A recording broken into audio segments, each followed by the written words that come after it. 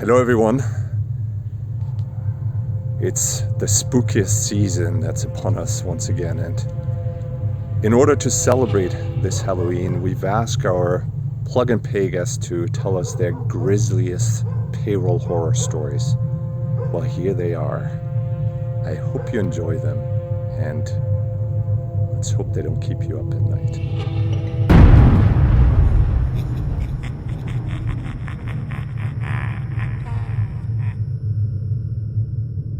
Well, I have had an individual again. This was a director level position where it was a payroll sales director. So again, an example of different pathways.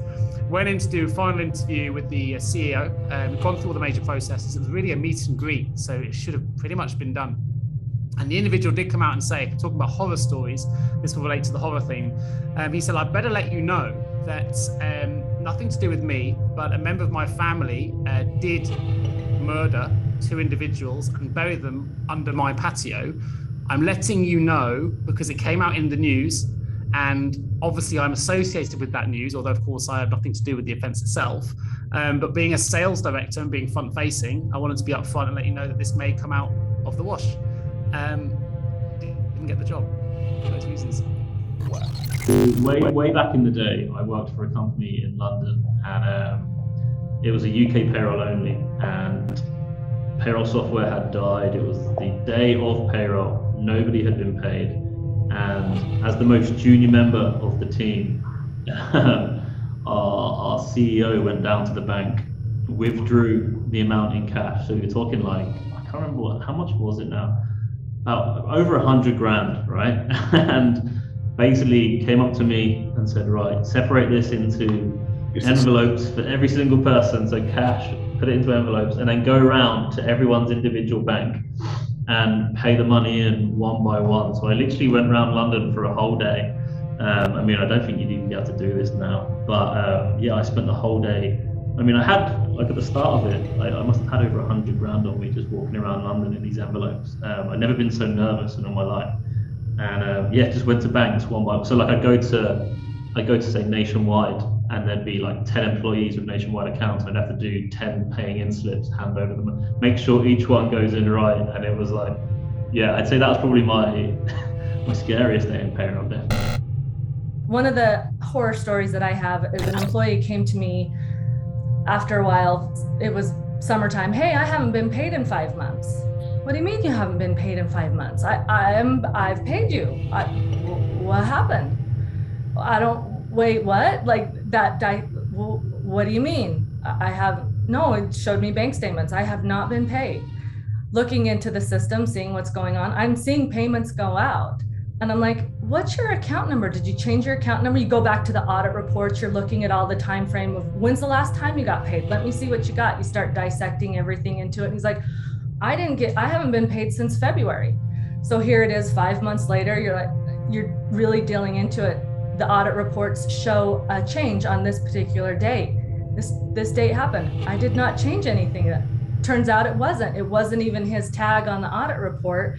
It was an internal from our payroll provider change, and changed his bank account for 5 months. Wow. This employee never knew about it because they lived with their parents, and the only reason that they even thought of it right then is that they needed to go and put some money down on an apartment that they were going to live in 3 states away, and they had no money. They had nothing in there. Turned into a big insurance claim with the payroll provider because it was an internal issue that how do you catch that? Like that keeps me up at night. That is my horror story. How can I prepare for something like that? There's so many.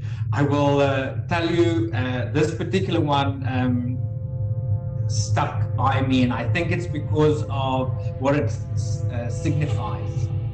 So I, as a payroller a couple of years ago, I processed the salary increase. I got an instruction to process the salary increase for an employee. Let's call her Mary.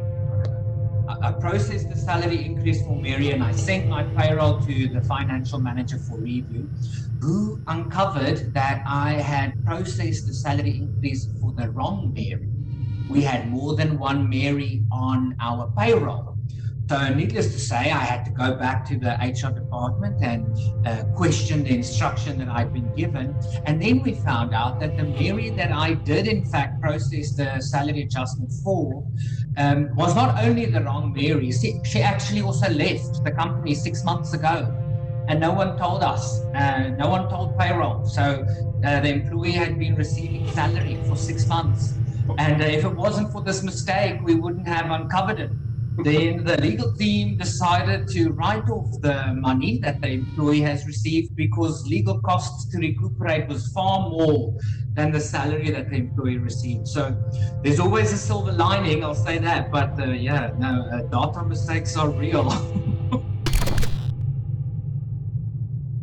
On a foggy San Francisco morning, I was on the way to the office where I would discover one of the most frightening moments of my payroll career. Before I could take the first sip of my steaming hot coffee, the CFO walked over to my desk and said, "The business will open an office in Thailand. Several US citizens are already working there, and the first resident Thai employee will be hired tomorrow. This is great news for the company." Slowly gulping down my coffee, I smiled, holding back the tears as I watched the CFO cheerfully walk back to their office.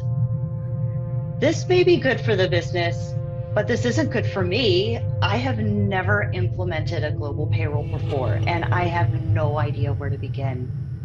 Time to get some air and take a walk along the bay to cool my nerves.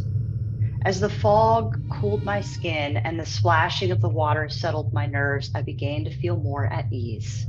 With the stress gone, I realized a global payroll implementation is good for me.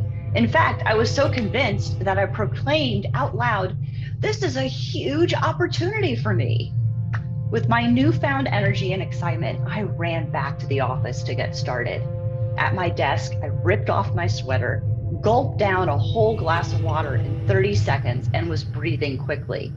My team looked at me curiously and asked, "Is everything okay? Maybe you should cut back on the coffee." "Yes," I proclaimed, "everything is okay. We have an exciting new challenge to work on, something we've never done before." I proceeded to inform the team about the Thailand payroll. Like me, their initial reaction was fear. But after listening to my enthusiasm for a few minutes, they found their excitement too.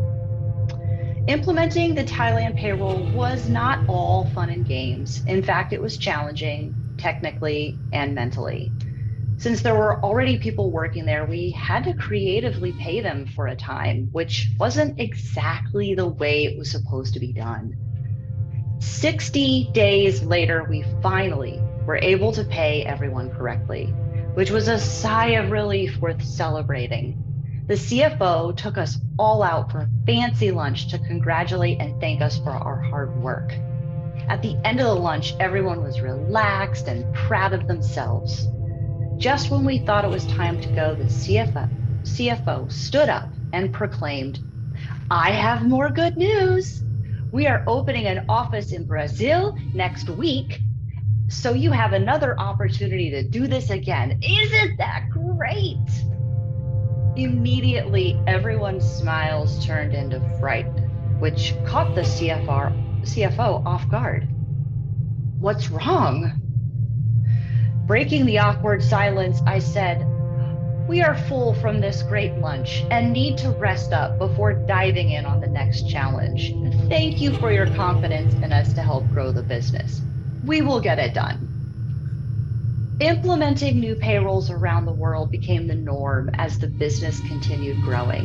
It seemed like every month we were informed of a new office opening somewhere else in the world. Eventually, we all got really good at setting up a new payroll in foreign countries. Each time was a little less scary, and before we knew it, we were global payroll pros.